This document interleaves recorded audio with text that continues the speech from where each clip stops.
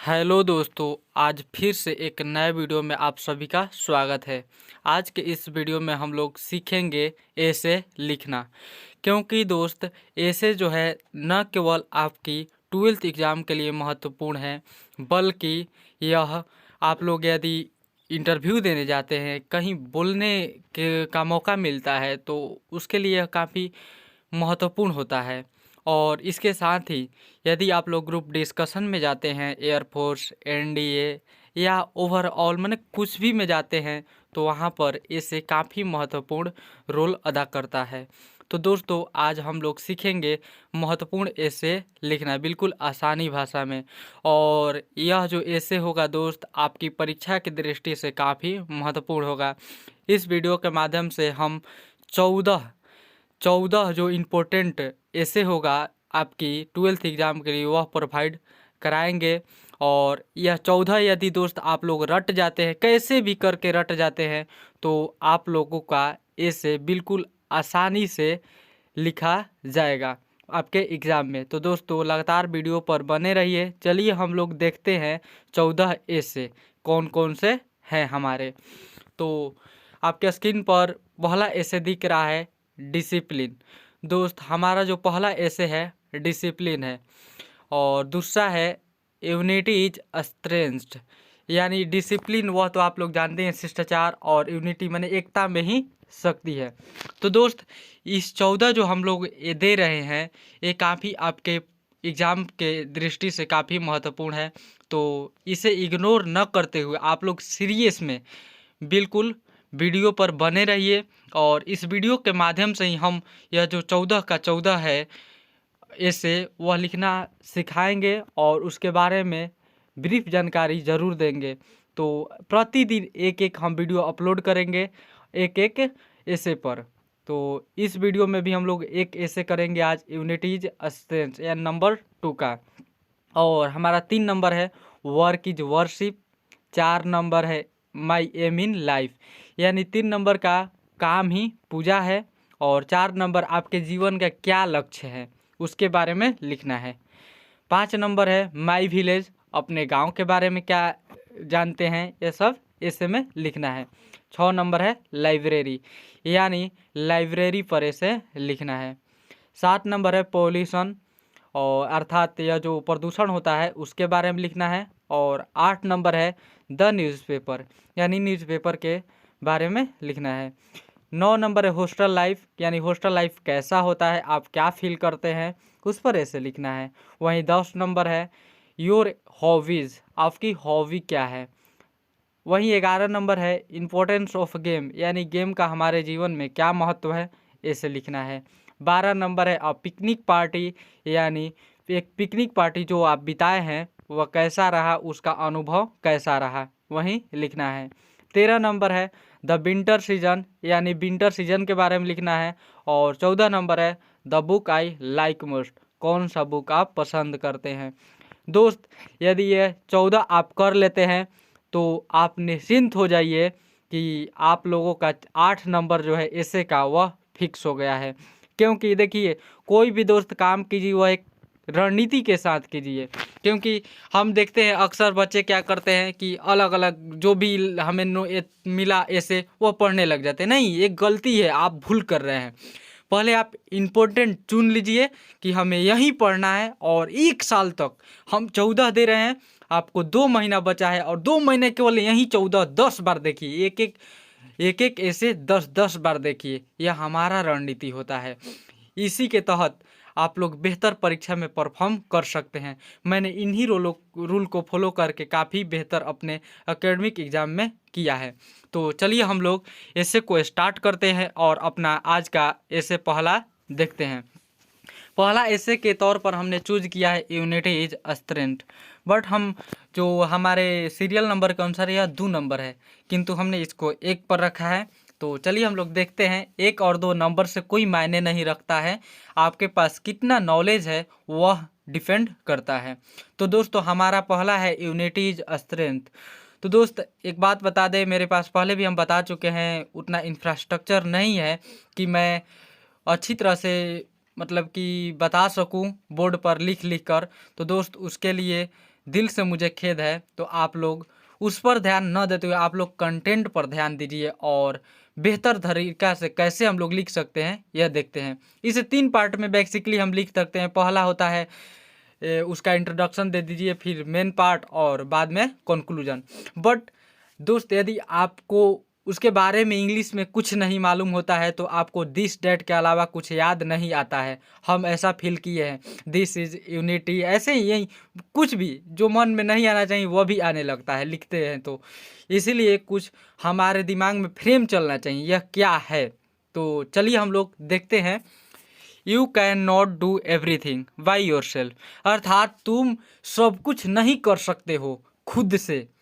You need, तुम्हें ज़रूरत है, the help and cooperation of others, यानी तुम्हें ज़रूरत है दूसरों की मदद की, दूसरों की सहयोग की। यू नो, तुम जानते हो, you are in the thick, तुम कमज़ोर हो, of problems big and small. देखिए तुम कमज़ोर हो या तो प्रॉब्लम से जो बिग है या छोटा है।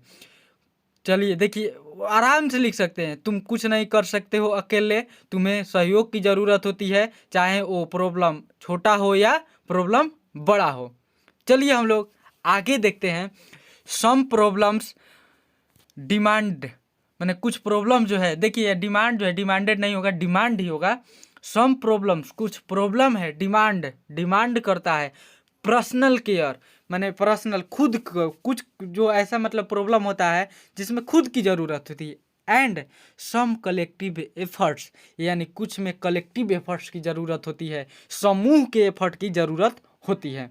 जैसे मान लीजिए कोई सामाजिक कार्य हो रहा है तो आप अकेले करने चलें तो नहीं हो पाएगा दोस्त, उसमें बहुत सारे लोगों की ज़रूरत होती है। वही बोल रहा है some problems demand personal care but some problems demand collective efforts.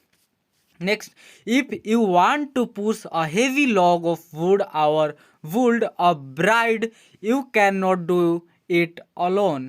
मतलब कि यदि तुम चाहते हो पुश हटाना और हेवी लॉग मैंने एक भारी सा लॉग और वुड मैंने लकड़ी का एक बड़ा सा गट्ठर और बुल्ट बना हुआ अ breed, you can not do it all alone, तुम इसे अकेले नहीं कर सकते हो। यानी बड़ा सा एक पत्थर, मान लीजिए कोई बड़ा सा पत्थर उठा रहे हैं तो वह अकेले नहीं उठ सकता है।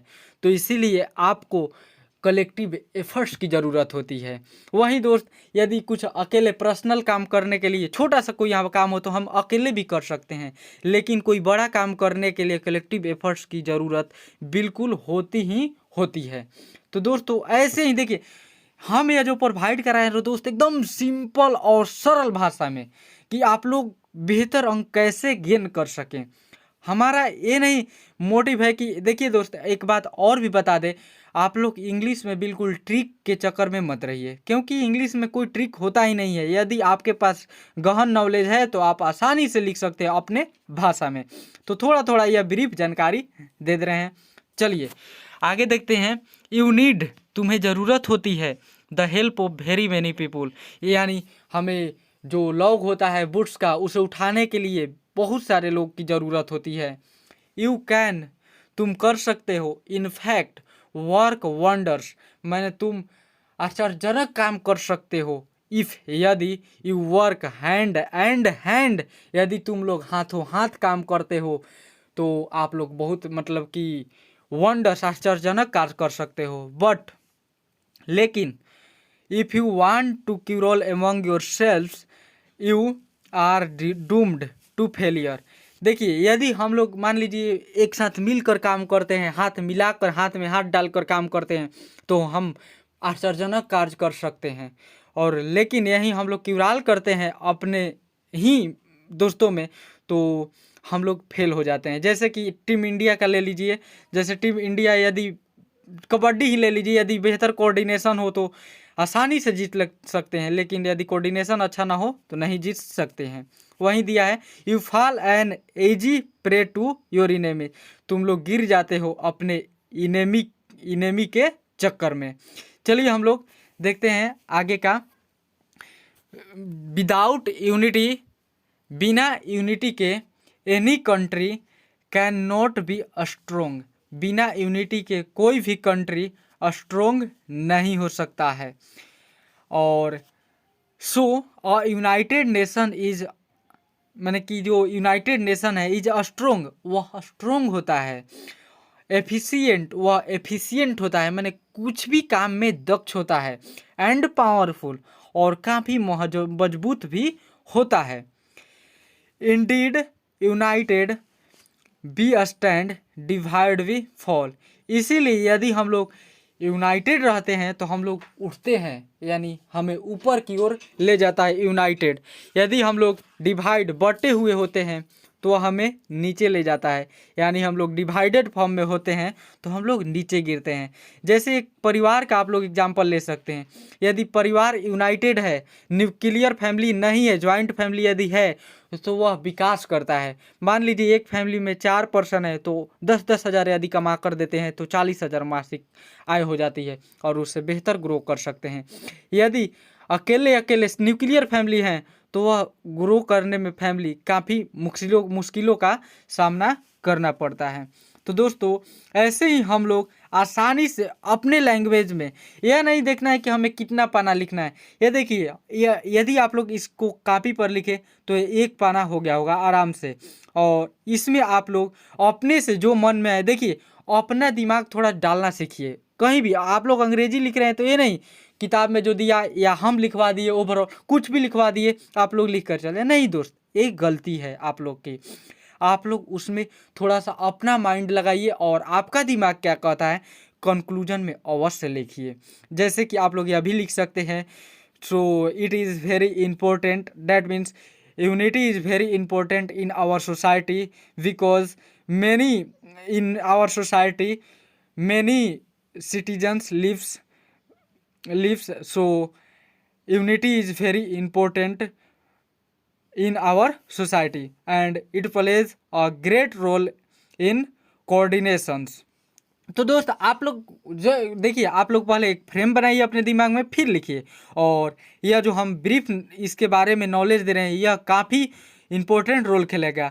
और यह भी दोस्त यह भी बता दें, यदि इसे ही आप लोग बिल्कुल लिख कर आ जाते हैं तो हम गारंटी ले सकते हैं 8 में हम लोग 8 तो नहीं 7 नंबर आसानी से आप लोग पा सकते हैं। और दोस्त एक 2 पॉइंट देखिए, हमने इंग्लिश में बहुत ही अच्छा मार्क्स भी स्कोर गेन किए थे इंटरमीडिएट के एग्ज़ाम में, इसीलिए हम जानते हैं क्या कब करना है। इसीलिए दोस्त हमें बेहतर रणनीति के साथ चलना है और हमें कुछ अब नहीं पढ़ना है ऐसे में, केवल यह मात्र 14 पढ़ना है, यदि आप लोग मेरी बातों को बढ़िया ढंग से मानते होंगे तो। और यही हमारा रणनीति है दोस्त। तो इस वीडियो पर लगातार बने रहिए। और दोस्त हम अभी कोई मतलब कि बड़े यूट्यूबर नहीं और न ही कोई बड़े टीचर हैं दोस्त, हम आप लोग की तरह ही एक स्टूडेंट ही हैं। और लेकिन हाँ, कुछ जो नॉलेज है हम वह इस चैनल के माध्यम से दे रहे हैं।